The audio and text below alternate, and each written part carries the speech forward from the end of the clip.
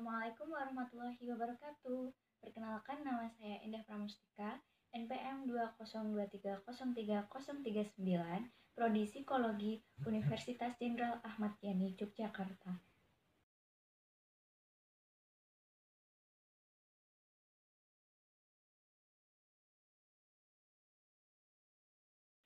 Di sini saya akan menjelaskan apa itu perilaku bermoral dan perilaku tidak bermoral. Perilaku bermoral, istilah moral sering kita dengar dan kita tahu maksudnya.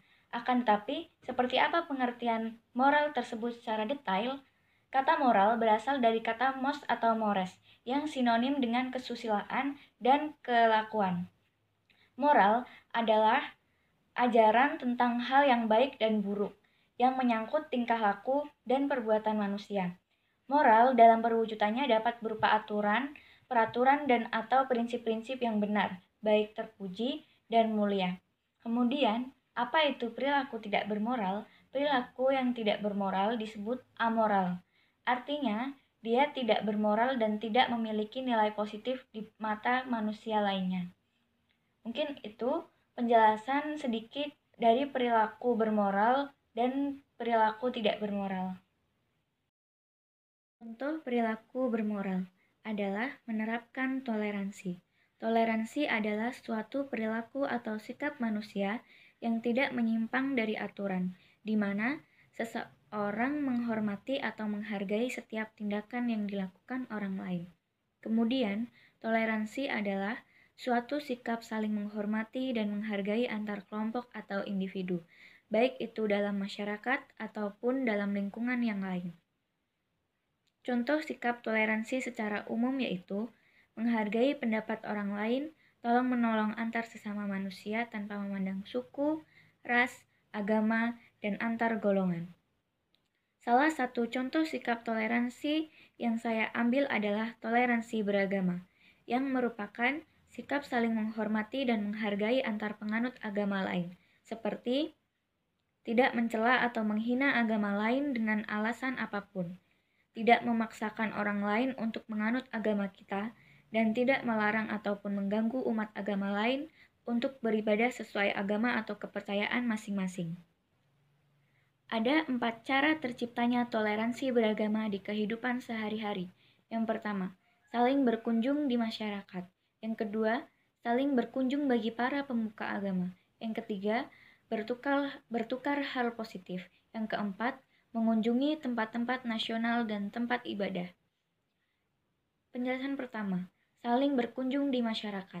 Tujuannya dari saling mengunjungi saudara-saudara kita yang berbeda agama adalah untuk mempelajari mengenai hal-hal positif dari agama tersebut serta untuk saling menghormati dan menghargai. Yang kedua, saling berkunjung bagi para pemuka agama. Antar pemimpin juga harus saling berkunjung. Yang ketiga, bertukar hal positif. Dalam sebuah pertemuan antar agama, yang dibicarakan adalah hal-hal yang sifatnya positif. Yang keempat, mengunjungi tempat-tempat nasional dan tempat ibadah.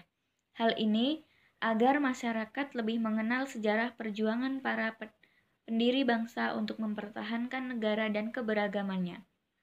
Masyarakat bisa belajar dari tempat-tempat seperti Monumen Pancasila Sakti dan juga Monumen Nasional. Contoh perilaku bermoral lainnya yaitu menghormati orang tua. Orang tua secara umum artinya orang yang melahirkan kita secara biologis. Rasa hormat adalah sifat dasar setiap manusia yang baik dalam saling menghormati satu sama lain, tidak terkecuali kepada orang tua. Berikut adalah contoh sikap menghormati orang tua dalam kehidupan sehari-hari. Yang pertama, menghargai pendapat orang tua. Yang kedua, berbahasa yang sopan. Yang ketiga, tidak meninggikan suara di hadapan atau di depan orang tua. Yang keempat, menjaga amanah yang diberikan. Yang kelima, bersifat rendah hati. Yang keenam, taat dengan apa yang diperintahkan orang tua. Yang ketujuh, menasehati orang tua dengan bahasa yang sopan. Yang kedelapan, tidak berkata bohong. Yang kesembilan, meminta pamit ketika ingin berpergian. Yang kesepuluh, menyapa ketika berpapasan di jalan. Yang ke-11, meminta saran dan nasihat ketika hendak melakukan sebuah pekerjaan baru. Yang ke-12, mendahulukan orang tua. Dan yang terakhir, menjaga nama baik orang tua. Perilaku tidak bermoral adalah membuang sampah sembarangan. Sampah merupakan masalah yang dihadapi hampir seluruh negara di dunia. Tidak hanya negara-negara berkembang, tetapi juga di negara-negara maju sampah menjadi masalah. Membuang sampah sembarangan merupakan hal yang sering kita lakukan, padahal tidak jauh dari tempat itu ada tempat sampah. Sampah di pinggir jalan lebih banyak daripada yang ada di tong sampah.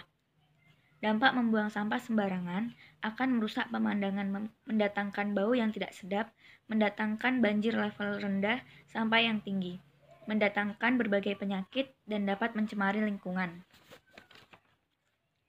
Pengendalian sampah yang paling sederhana dan efektif adalah dengan menumbuhkan kesadaran dari dalam diri sendiri untuk tidak merusak lingkungan.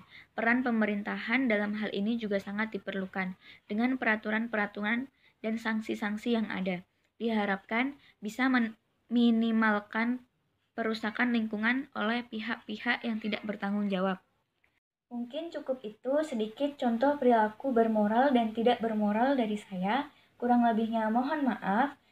Wassalamualaikum warahmatullahi wabarakatuh.